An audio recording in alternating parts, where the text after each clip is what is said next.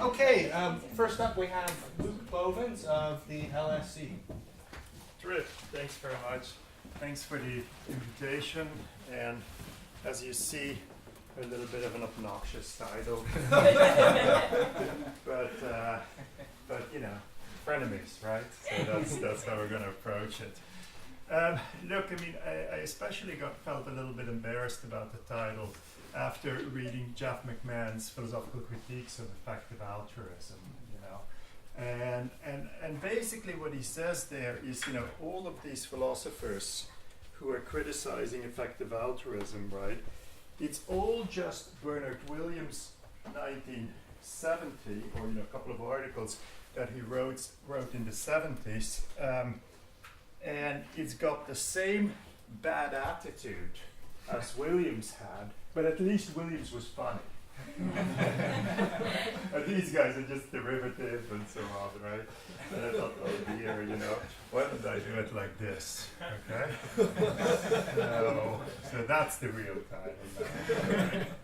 But I want to get serious actually about what McMahon is saying there, without actually promising all that much, because I think it's very difficult to progress beyond what Williams had to say. I think he had to say something interesting, but to do something theoretical on that goes beyond it, I think is extremely difficult. And so here we go with McMahon against Gray, Srinivasan, and Krishna. And I think you would say the same thing to Thomas Nagel. But the funny thing is that the Times Literary Supplement tried to find that on the web. You know, it took me a long time to find Nagel's review, actually. A couple of experts in newspaper databases helped me out, and then I finally got it. But it's the same sort of story. So here, the reliance on Williams alone, without any effort to add or even defend his claims, seems irresistible. And that's what we get. The insistence that morality is essentially first personal rather than impersonal. You've heard it a million times. It's an obsessive theme in the writings of the philosophical critics.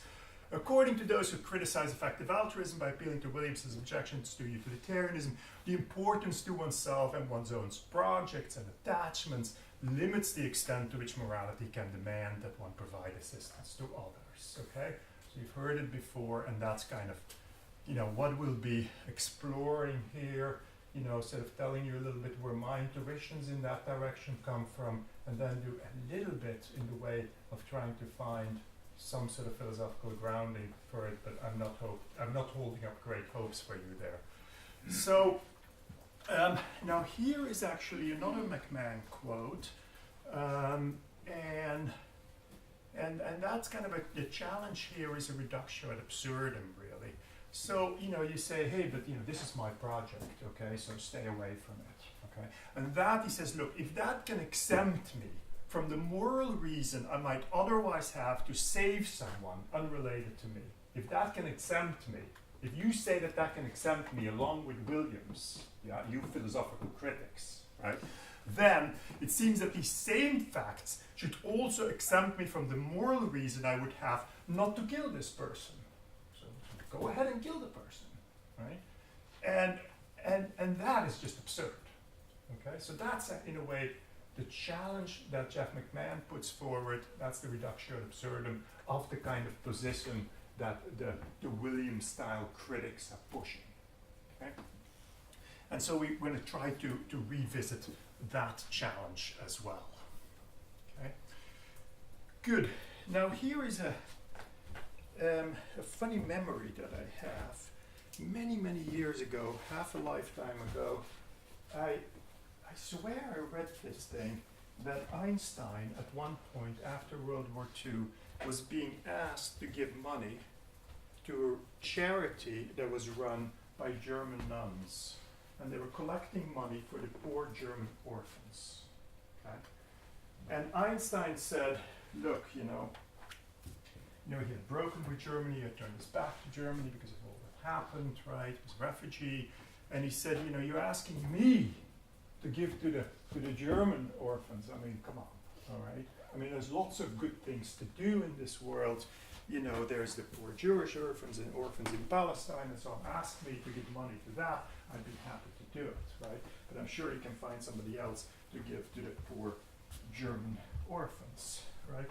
Now, of course, suppose you could say, but if you want to get the most bang for your buck, effective altruism style, that's what you should give to. Nobody's giving to them.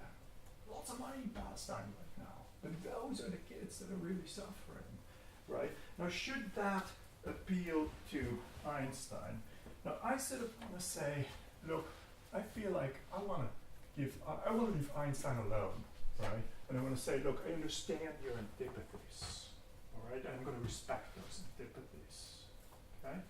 Now, I should add, actually, I've been really searching hard to find this quote, and I cannot find it. So, maybe it's just a false memory or something, but it's just as good. It's just as good as a fictional case as a real case.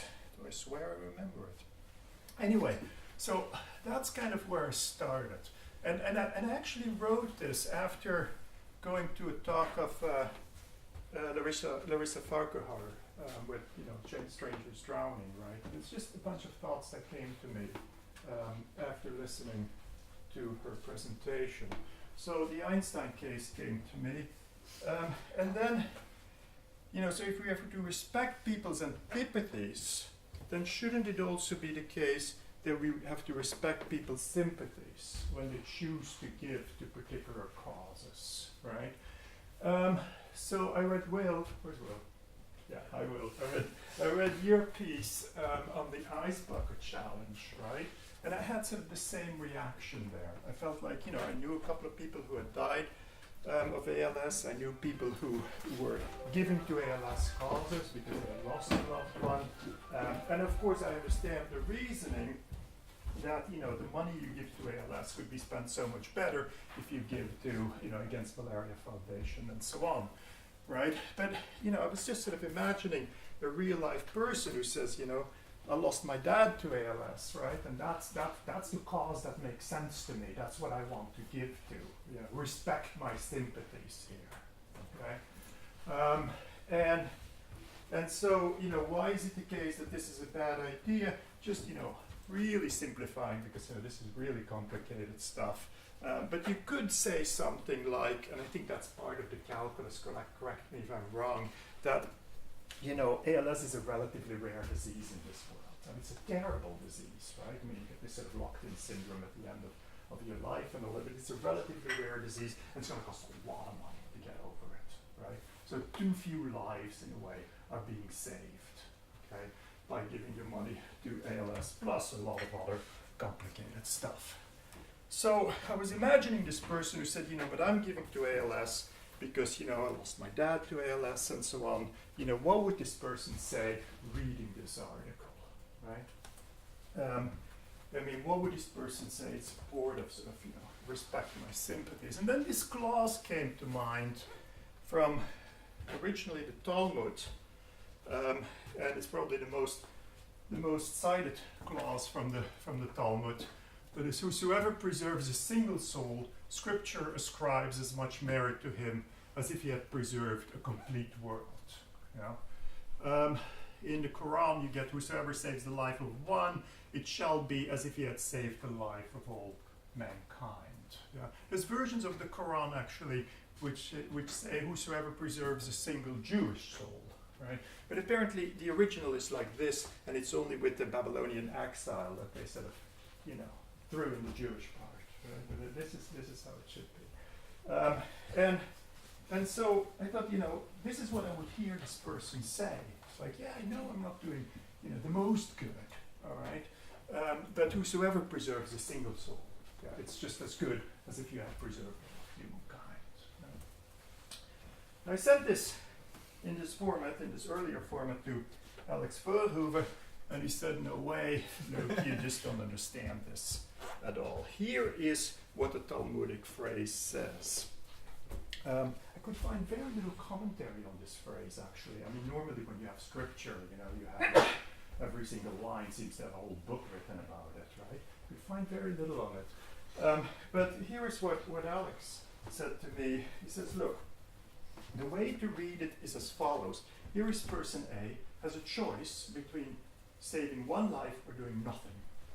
And here is person B has a choice between saving 1,000 lives of humankind, 1,000 lives or nothing. Person A saves one life, person B saves 1,000 lives. Step back, equal merit to both of you. Okay? That's reasonable. That's a reasonable reading. But that's not the effective altruism story. The way that I wanted to read it was something like this. You got person X, there's a choice between one life or 1,000 lives, chooses one life. You got person Y, who has a choice between one life and 1,000 lives, same choice, chooses 1,000 lives. Step back, hey person Y, that was a much better thing to do than what person X did. Right? That's what the effective altruist is saying. And that Talmudic phrase has nothing to do with it. Yeah? And I thought, that's an interesting objection, actually. But, it does force us. So I'm thinking again about the person who lost someone to ALS, what would they say, right? And I think the person would say something like this. Look, you are presenting my choices as if they were buttons on a dashboard. Yeah? And I just have to, push. And of course it would be scandalous if it says save one life, save 1,000 lives, and I have to push one of the two, and I push save one life. That would be a scandalous thing to do. Yeah? But, that's not how the choice set comes to me. That's not how it's not a choice on a dashboard, all other things equal. You say, well, what's the difference? And I lost my dad due to ALS. Okay?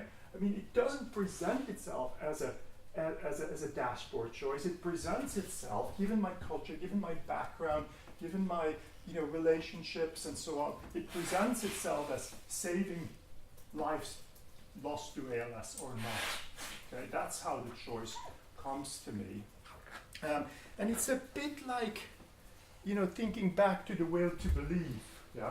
That is, William James's will to believe. He says, look, for me it's a choice between being a Christian and being an agnostic. These are my life options, given my background. I cannot be a Muslim or a theosophist. Right? Now you could say, hey, William James, I've got a theologian here for you. He'll explain Islam to you, and then we extend the choice set for you. And William James will go like, no, not a life option, given my background. Right? So in a way, what the effective altruist wants to do to my person who lost their dad due to ALS is saying like, look, it's not ALS or nothing, okay?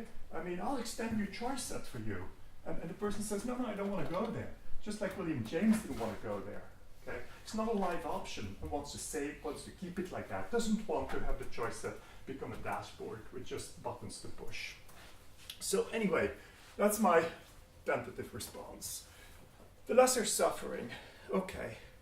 So you've seen these things from the Smile Foundation, you have this kid with cleft lip, cleft palate, and should we give to such causes, right?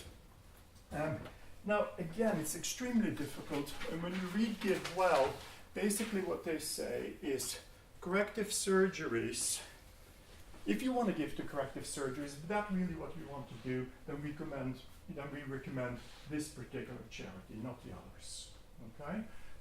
And same thing too with the fistulas, and we'll give also back the fistula charities, right?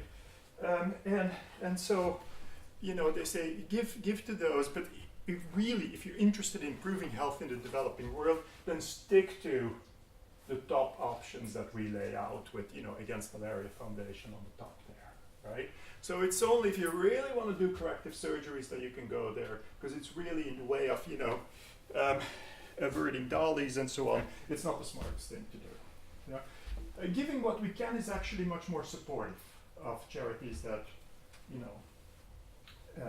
address corrective surgeries. So, with all of this complexity in mind, let me just sort of do the simplifying thing. Suppose that you would say, look, some of these corrective surgeries, especially the cleft lips, they're somewhat cosmetic in a way. Not the cleft palates, but they're somewhat cosmetic. It's really the lesser suffering, given all of the greater suffering that we could avert in this world. just give that to me. I know the reality is much more complex when you look at all the details, right? And, you know, why shouldn't I address the lesser suffering? Now, again, I have a person in mind who says, look, you know, when I grew up, you know, I had all these body image problems, you know, particular disability maybe. And when I saw that picture of the Smile Foundation, it just spoke to me. You know, that picture spoke to me because I myself, you know, have been suffering with these body image problems and so on. And that's what I want to give to the Smile Foundation. And they say, well, you know, there's much worse things in this world. What do you think happens when you get malaria, you know, relative to cleft lip and so on, right? And the person just says, you know, I don't care. I don't care. This is what speaks to me. I want to give to whatever the lesser suffering is supposed to be, and why shouldn't I? All right, now a little bit of so putting my cards on the table. I mean, I have this thing that if we could just crack Emily Dickinson's poetry, we would know the secret of life, you know. and so, you know, what came to me was this this one poem of Emily Dickinson, in which she says, if I can ease one life the aching, or cool one pain, or help one fainting robin unto its nest again, I shall not live in vain, right? So the idea is you look back on your life and you say, you know, what was the goodness of my life? Right? How do I measure the goodness of my life, right? And in looking back on one's life and trying to measure that goodness, right, what you don't want to measure, in a way, you say the little acts of kindness is what constitute the goodness of my life. I don't want to do any measuring trick. Yeah? And I think a lot of the Dickinson poetry points in that direction. You know, don't measure how much good you did. It's the little acts of kindness that have a lot of weight if we're thinking about what the goodness of our life is. So here is my Talmudic variation. I made that up, right? Whosoever relieves a soul's single pain, Scripture ascribes as much merit to him as if he had preserved it from death, right? The lesser suffering counts just as much as relieving the greater suffering. All right, I made that up, okay? That's the variant. All right, last one. So here's the Bat Kid and Singer's story on the Make-A-Wish Foundation. So he doesn't like Make-A-Wish Foundation much. So here you've got these kids who are, you know, terminally ill or whatever, and you say, kiddo, what's your wish? I want to be Batman for one day. Okay, we'll make that come true for you. Right, turn the whole city into Batman Town, and kid is happy for one day. Right? Response to that, no, that's a bad thing to do. How much does it cost to make a wish come true? $7,500 on average. Oh man, we could have saved 2 or 3 lives with that money if it had been donated to the Against Malaria Foundation. So, other story that came to mind is, you know, here you have Mabel, making her up, and Mabel loves the opera, and she goes to New York regularly to see the opera, but she likes all the people in her hometown. And you know, they all depend on this video streaming to see opera. And she says, that's terrible, you know. We should see real life opera. And she gives money to the local opera house. Right? That's what she believes in, right? And if I say to Mabel, but look, you know, if you had given that money to the Against Malaria Foundation, you know, then so many people would have been saved from premature death and this and that. Wouldn't that have been a better thing? And Mabel says to me, what's the good of living if we have nothing to live for? Okay, something like that. So, you know, it's kind of what Mill said about Wordsworth poetry, you know. You have to have something to live for, and Mabel says, that's what I want to provide, right? So here's my variation, again on the Talmudic phrase, whosoever provided a soul with a single joy, Scripture ascribes as much merit to him as if he had relieved it from a single pain. Yeah, joy, provision, pain, aversion, all the same thing. All right, so, you know, at the end of the day, I say, these are the kind of things that I like. They just kind of speak to me in a way. All right? Now, if you're an effective altruist, look at it if you're a utilitarian, okay, then you want to say something like, this is your variant of the Talmudic phrase. Whosoever saves more souls from greater pains, to him I ascribe greater merit than if he had saved fewer souls from lesser pain, or it merely brought them joy. right? And if you like that phrase, all right, but to me it's a bit like, I don't know where to go between my phrases on the right and my phrases on the left, yeah? So you ask yourself, can we do anything of theoretical backing in order to defend this kind of set of intuitions which I've tried to build up with a bit of Dickinson and a little bit of Wordsworth poetry and a little bit of Talmud. Can we back up that set of intuitions in a more theoretical, philosophical way? Now, to do that, I think what we should do is see what Williams really had to say, right? And he doesn't have much to say. Well, he had a great thing to say, but in the way of filling it in, lots of work needs to be done. The demand that a man should just step aside from his own project and decisions and acknowledge the decision which utilitarian calculation requires, and here he goes, is to alienate him in a real sense from his actions and the source of his actions in his own convictions, is to neglect the extent to which his actions and his decisions have to be seen as actions and decisions which flow from the project and attitude with which he's most closely identified, is thus, in the most literal sense, an attack on his integrity. That's what Williams had to say, basically. Does he give us examples? Yes, he gives us the example of Jim and the Indians and of George the chemist. Yeah? They're actually, we'll see in a second, they're actually not that relevant to what we're doing here. Jim and the Indians, you know the story, right? Jim has this choice that's been given to him by Pedro, and it's just so outdated, right? But being true to the source, let's just use the names as they were given in the original text. And either he has to kill one person, or otherwise Pedro will kill all 20. And Jim kind of wants to say, or at least that's what Williams is suggesting, he doesn't want to go there. He doesn't want to kill the one person, right? Now, and of course, if he had been a hardcore consequentialist, he would have done it in order to save the 20. Yeah? So, but this actually has the structure, and I'm using Scheffler's language here in the rejection of consequentialism, of an agent-centered restriction, right?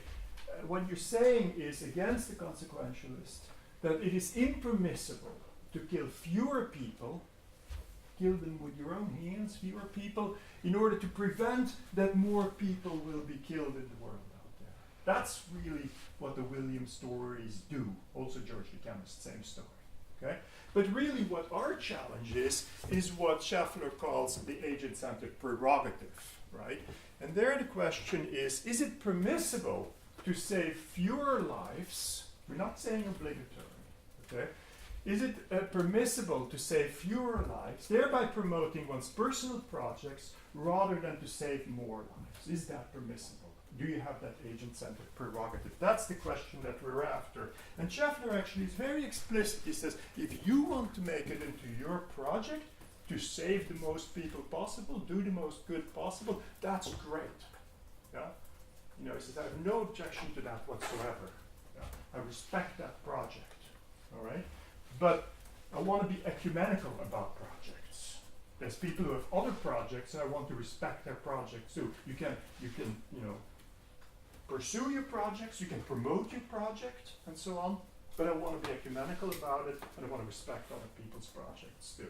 So that's sort of where the agent-centered prerogative goes, and that's really what we're after. Now, how can we somehow give a defense of this agent-centered prerogative, right? And I think actually the only thing that sort of theoretically did something to me, right, was to make an analogy to Rawls's veil of ignorance. Yeah? So Rawls in the veil of ignorance, what we're doing, we're choosing rules and institutions, and you don't know who you're going to be. And you say, that's the one that I want. And I say, hey, look, if we take a little bit of well-being away, let's just do it in terms of well-being, not primary goods, a little bit of well-being away from a person who's poorly off, then that would be great for the good of the whole. Why don't you do that? And I say, no, I don't want to do that. Yeah? Because that well-being of that person who's so poorly off, that has great weight for me, and I want to protect that person who's poorly off.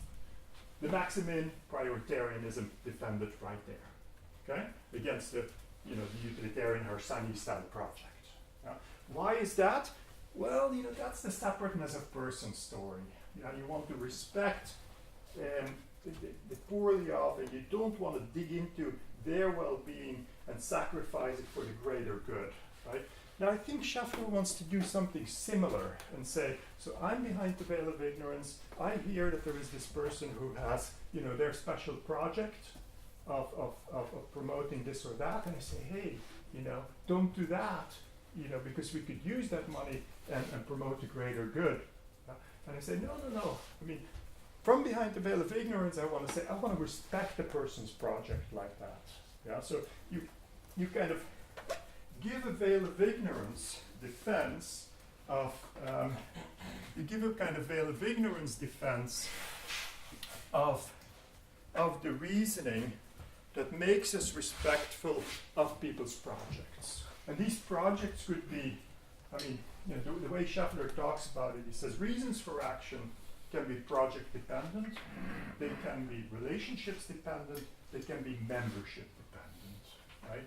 And that's how reasons for actions come to us, and morality should respect that. And if you want to give greater weight to those things, that's a perfectly reasonable thing to do. Behind the veil of ignorance, we would want to do precisely that, and that's grounded on the same separateness of persons' concern that gives us prioritarianism and the maximum.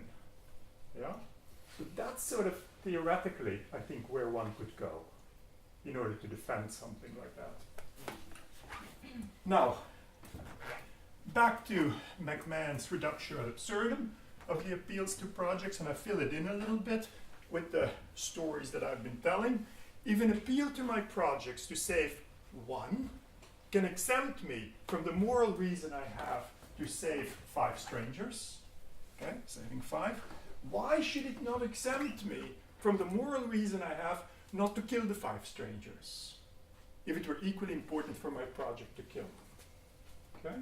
So that's sort of a way that I want to fill in the McMahon's challenge, right? So he says these objections to affective altruism, they are ridiculous, because if you would take them seriously, they would just as much exempt you from not doing any killing. Okay? Now, sort of to fill that in more realistically, and especially, the day after what we've seen yesterday, and Trump who's going to make America great again, if an appeal to my projects to benefit, say, against inner city poverty, so I'm giving to poverty in Baltimore, whatever, right? And that's what I'm giving my money to. That's what my heart is into. Okay. So and if you say to me, but Luke, if you take that money, you would have given it to Against Malaria Foundation, right? You wouldn't have saved the one by giving it to Against Inner City Poverty. Give it to the Malaria Foundation, you can save 5, right? And I say no, I don't want to do that, because my project is what exempting me to save the 5. Right? McMahon wants to say, look, if you think that exemption is in place, right, then why wouldn't you equally think that it exempts you from the moral reason I have not to strike a trade deal that is harmful to strangers and thereby kill the 5? If I want to say, look, I want to protect jobs in the inner city, and I'm going to really strike hard-nosed trade deals, that will kill the 5. In Kenya or whatever, right? But I don't care. Yeah? So if you can exempt you from saving the 5, why wouldn't we exempt you from killing the 5? From not killing the 5? Okay? So that's the sort of question that we have in front of us. That's McMahon's objection to those people who think that saving the 1 can exempt us from a project to save the 1 that's dear to us, can exempt us from saving the 5. It would just as much exempt us from the killing story, right? And so why don't we like that? Now, I think there what we need to say is, we need to appeal to the doctrine of doing and allowing, okay? And of course, a negative responsibility denies precisely that what's going on in the doctrine of doing and allowing. Where does this come from? That's Aquinas' foot Quinn. Okay? What does it say? Well, it says, look, I'll tell you why you shouldn't be killing the 5, because doing harm is worse than allowing harm to happen, not saving the 5, right? That's why, you know, you shouldn't strike bad trade deals. That's killing the 5, and that's much worse than not saving the 5, not giving the money against the Malaria Foundation. So it's that allowing distinction that gives us a response to McMahon's challenge. All right. But then, of course, you want to say, doing, allowing, killing, letting die, give me a break, okay? I mean, it's just all this nonsense about, so here the respirator is going, and it's okay. I mean, you know, terminally ill patient and so on. Are we going to turn it off or not, right? And it's like, oh, it's running out of batteries. I'm not doing anything. That's perfectly fine. My hands are behind my back, right? But turning off the button, no, you can't do that because you're killing now, right? And it's like bullshit, all right? So, you know, we've heard this nonsense of doing and allowing before, right? And it's all just nonsense. And you know, I think it is used in very nonsensical ways, actually. I heard a story told to me by a medical doctor that was precisely like that, actually. But I think there are also serious usages of it, right? You know, terror bombing versus target bombing, I think, is an important moral distinction. I think, you know, what people say about euthanasia and giving opiates for pain relief is important, and so on. So I do think there's something to this, right? Now, Quinn gives us this case where he's on a train, right, and he has to go save the 5 way out there in a city, and he's the only one who can do it, and so on, right? And he has the controls in front of him, and so the idea is that he can stop the train for the rest of the whole thing is automatic control, right? Then all of a sudden there's somebody on the track, should you stop the train, right? Quinn thinks, yes, you should stop the train, saving the 1, but you're not going to save the 5, right? Then he contrasts that with a case where all of a sudden there's an explosion in the back of the train. No saving the 5 to be done out there, right? There's an explosion in the back of the train. You are at the controls, you're also a medical doctor, you run back, you're taking care of saving the 5, very important. If you don't pay attention to it, they're going to die. Then somebody yells and says, hey, there's somebody on the tracks, you gotta come and stop this train, right? Now there Quinn thinks like, look, you know, I'm saving the 5, I'm busy doing this, right? I can say now, I'm not gonna go out to save that one person, I'm not gonna go do that, right? Now why not? Because he thinks in the first case, where you have to drive over to 1 to go save the 5 in the city way out there, right? You're electing to do the harm, okay? You're intending the harm, you're willing the harm, and so on. Shouldn't do that, right? Whereas in the second case, you say, man, I can't do everything, okay? You're not electing, willing, intending to do the harm. Right? And he thinks that makes for a distinction. And I think that's interesting because if you think about, here's my project to provide relief for inner city poverty, right? So that's what I want to do. I want to provide relief for inner city poverty. Now suppose I say, well, you know what I'm going to do? I'm going to get that unfair trade deal and make America great again, okay? Then you're electing to do the harm to the 5 in order to save the 1. That's not permissible. But if you say, look, I'm supporting this project against inner city poverty, that's where I want my money to go, right? Then you're not electing to harm the 5 out there in Kenya, okay? So I think that there is this distinction between these things. And that would be my response to McMahon's challenge. Now, of course, if you want to say, man, I don't believe it, okay, I still don't believe it. I still think it's just as much bullshit as the story you told about the respirator, right? Well, the interesting thing is that, I mean, there's this sort of interesting project going on that Gray will say, effective altruist, we heard it all before, it's all in, you know, Sir Opkin and it's in Kant and this and that. And then McMahon will say, oh, you know, the skeptics, you know, we've heard it all before. You know, Nussbaum already said it to Unger and so on. It's like, look, I mean, I feel like appeals to history, you know, make me respectful of positions, right? But this is the oldest I could find, actually, of negative responsibility. It's in Voltaire, so that's 18th century. Every man is guilty of all the good he did not. Okay, negative responsibility.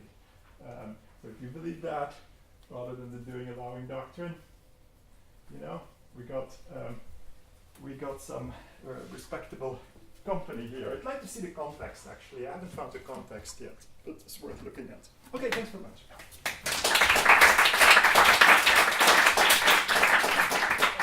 We have about 12 minutes. We're just going to push everything back 10 minutes on the schedule, so I think we can take about 12 minutes now for questions. So. Did I go 8 minutes over? Something like that. Yeah. So Will and then Hillary. And okay, great. So I think like the personal prerogative stuff is definitely a key issue in terms of effective altruism versus nonsense-based philanthropy. I feel like in order to be a good criticism of effective altruism, it has to not be critical of the idea that whether this prerogative exists, but whether it applies to the sorts of people who are in this room in the way the world is. So, for example, here's a kind of actually a true story. Billionaire is talking to a millionaire on the billionaire's private jet. The millionaire is talking about how his company, which is Country Club, is kind of struggling. And the billionaire is like, well, would you like, $100 million to, help revive this company? This is what friends are for. And so he is just basically doing just the same thing as the sort of person who might fund Batkid and so on. There's this particular cause that's like really appealing to him, which is his friend's failing country club. And so he feels motivated. It's not a very philanthropic person in general, but he feels motivated to give money to this person's country club. And hopefully you'd agree with me that that seems kind of repugnant, like given how much money this person has and given how much good that money could do, it seems like just giving to the country club is not the appropriate use of money. And now we look at people like us and we might think, well, we're the normal case, we're not like these billionaires and so on. But when you look at the way the world is, where 100 times richer than the poorest 700 million people in the world, and the richest 1 or 2% of the world's population, there seems to at least be a pretty strong challenge that you need to address, that we're much more like that billionaire talking to the millionaire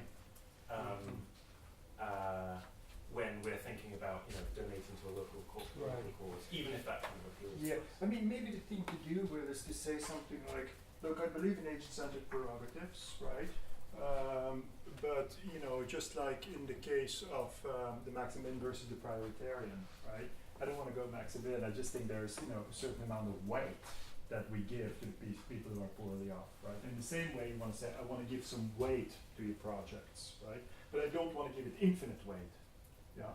So if it doesn't have infinite weight, if it has reasonable weight, then the cases that you're bringing up would say, well, the weight that I give to that project is not good enough to trump what good the money could have done somewhere else, right? So I think in a way that you could go with Scheffler's agent-centered prerogatives and still say, I get the conclusion that I want. So I want to give you something in defending your projects, right? Maybe you want to do it with the, against inner city poverty, the foundation or something, right? But not the kind of weight that would defend the billionaire. Yeah, and then I think we'd be in agreement. Yeah. okay. Hillary. Thanks. Okay, so I also agree that you put your finger in the right place in saying, well, the issue is whether there's a relevant agent-centred prerogative here. You then asked, also I thought quite correctly, well, can we give a justification for the agent-centred prerogatives? But it seemed to me to be a backward step then to hope for a justification from the veils of ignorance. Because, it's very plausible when you think you're behind the veil of ignorance and it occurs to you that if you choose a policy that's something like maximising utilitarianism, then you might end up being the person whose project has to be sacrificed. But of course, behind the veil of ignorance, we also have to consider that you could be one of the 100 or whatever the number is of people whose lives are at stake here.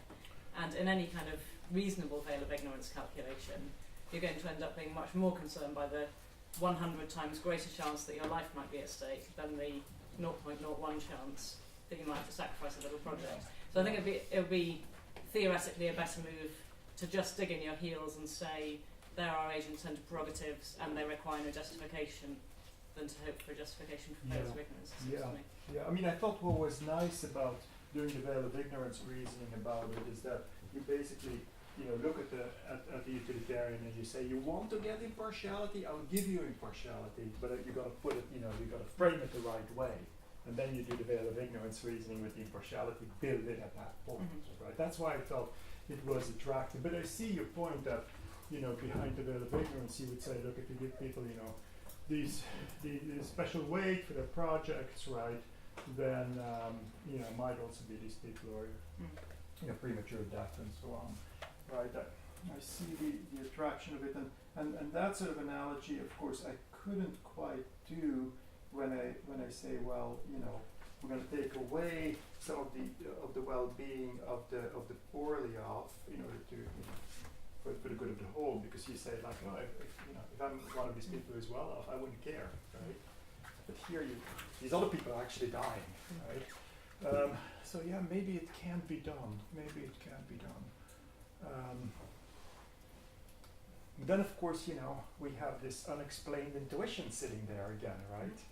So I was just hoping that there was something to be done in the way of impartiality. So defending partiality by some impartial construction. But I see your objection. Yeah. Stephanie. Yes, I was going to ask exactly the same question, but just to make another point about the veil of ignorance. I mean, the veil of ignorance is a device for designing society, right? So that it's about the claims that we have on not one another, the kind of institutions we're going to have. It's about what we owe to each other, not about what we have most reason to do. So the Rawlsian might in fact agree with you that we should not infringe other people's integrity by forcing them at pain of punishment to give to the best charities or whatever. But they might nonetheless say, nonetheless that person has most reason to do that. Yeah. I mean, really, what I would need to be envisioning here is that we have rules and institutions which permit people to give to their own projects, right? And then you say, well, that's a bad idea. We're going to do it differently, where that permission is not, or the rules are not conducive towards that. It doesn't even have to be a permission. It could be just, is it conducive towards it, right? We want to have rules which are different, right? Which are, conducive to securing the good of the whole, rather than respecting people's projects, right? And I want to say that second set of rules, I don't want to go there. And you say, why not, right? And I say, I want to go to the first set of rules because I want to see people's projects respected, separate and as of persons. That's one, but I think the effective altruist can agree with that. What?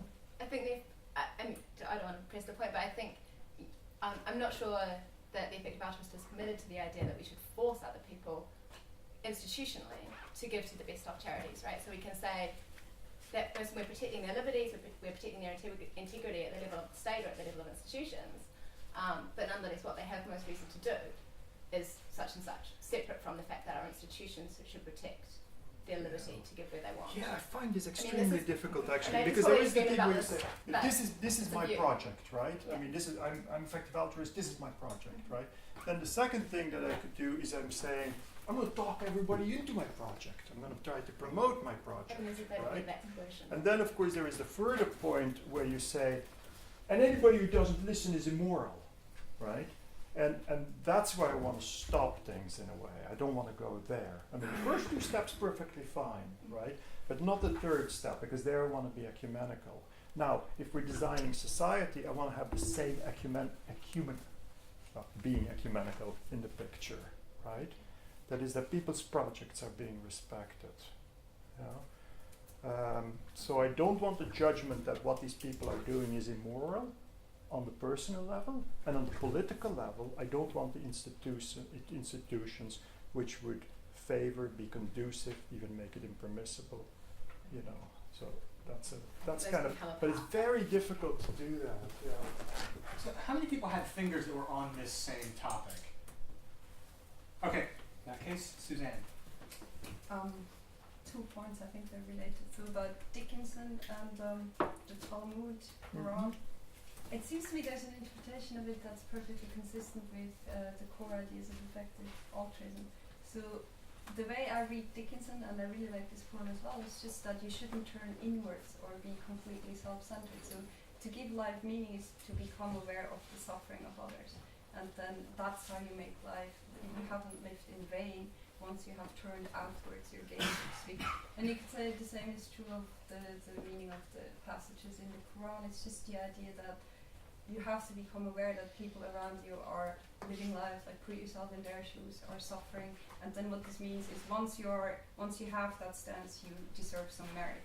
You have a good character. Right. And then the related point is this idea of this is my project and you should respect it. It's to me too frozen in time, so we could think about diachronic duties. I mean, that's how I think of myself right now. I mean, it's not that you just fixed, and you have to think my dad died of ALS, so that's what I care about, and this is fixed in a way. I mean, you can always ask yourself, do I have reason to be so focused on the causes of suffering? And then you can over time just become someone who thinks actually this should be discounted, or that's not that relevant. And so you should, I think, at any time ask yourself, what reason do I have to endorse the projects that I'm currently committed to?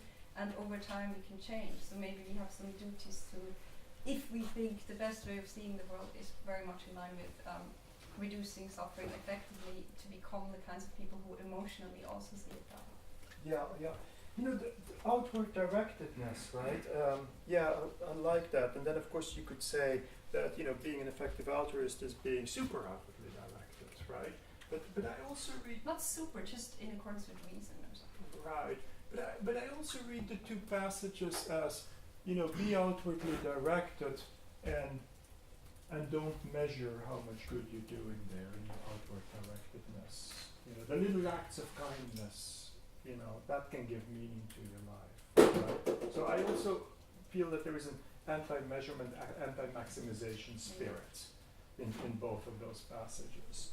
The other thing about, you know, sort of the dynamic story, right? I mean, I thought especially about it in the context of Einstein, because there you want to say, look, you know, these kids have nothing to do with your predicament. Get over it. You know, they're hurting, give to them, right? And you could sort of think about, you know, get over your petty antipathies, Einstein, you know, give to those kids, right? But, so I'm sympathetic there. It's the same, you know, in the same spirit as what you're doing with the ALS, right? You know, get over your antipathies. They don't have any grounding here, but at the same time, there in the Einstein case, I feel like you kind of have a moral progress in getting over your antipathies, right? But I think in the ALS case, I'm not sure you're getting a moral progress, because in embracing, you know, the victims of malaria, you also are letting go of your dad, right? And I think that there is a loss in the picture as well. And that's what would worry me here. It's like, I do not want to give up that project because it has value to me, right? And that's different. I'd like to run your point much more on the Einstein case than I like to run it on the ALS case.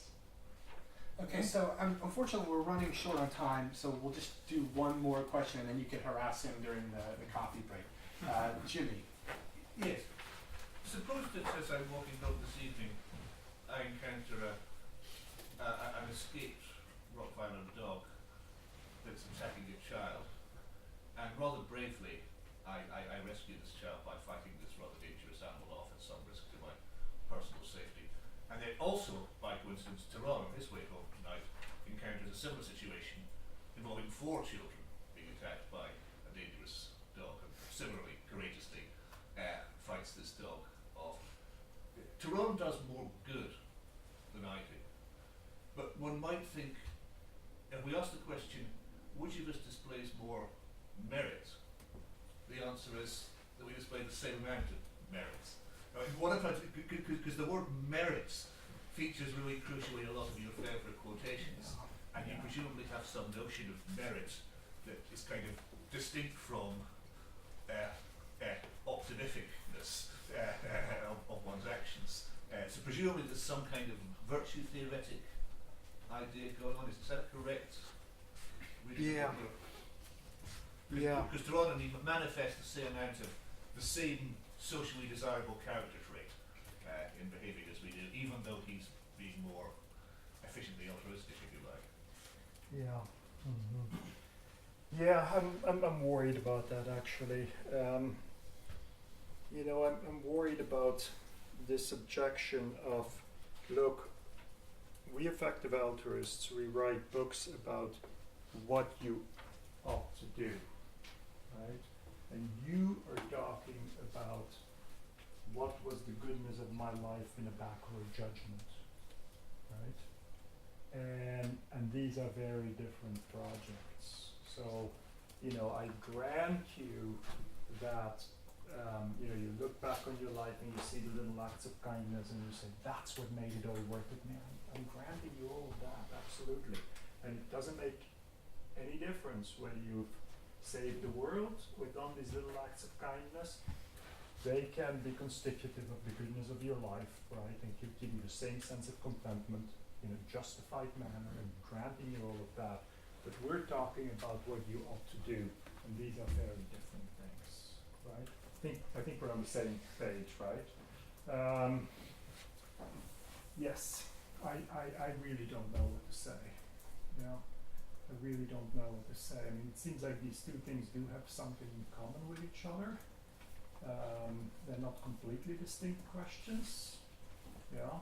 Because if I'm sitting, you know, if I'm looking back and I said I gave to these causes and you gave to those grand causes and it doesn't make any difference, once you commit to that, in the backward-looking judgment, judging the goodness of your life, right? Then we're looking at the forward-looking judgment and we say, what ought I to do, right? It seems like, well, what I've just told you in the backward-looking judgment, why can't I just transfer that to the forward-looking judgment and what ought I to do?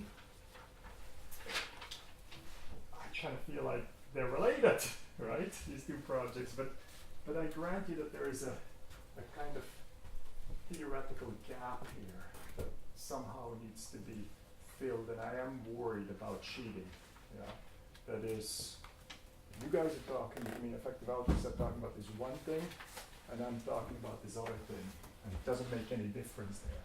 As you put it, with the merit story or in the goodness of my life in the backward-looking judgment, grant you that, but it's different from what I to do. So, you know, grand question. So. Okay, so unfortunately we don't have any more time. Let's thank Luc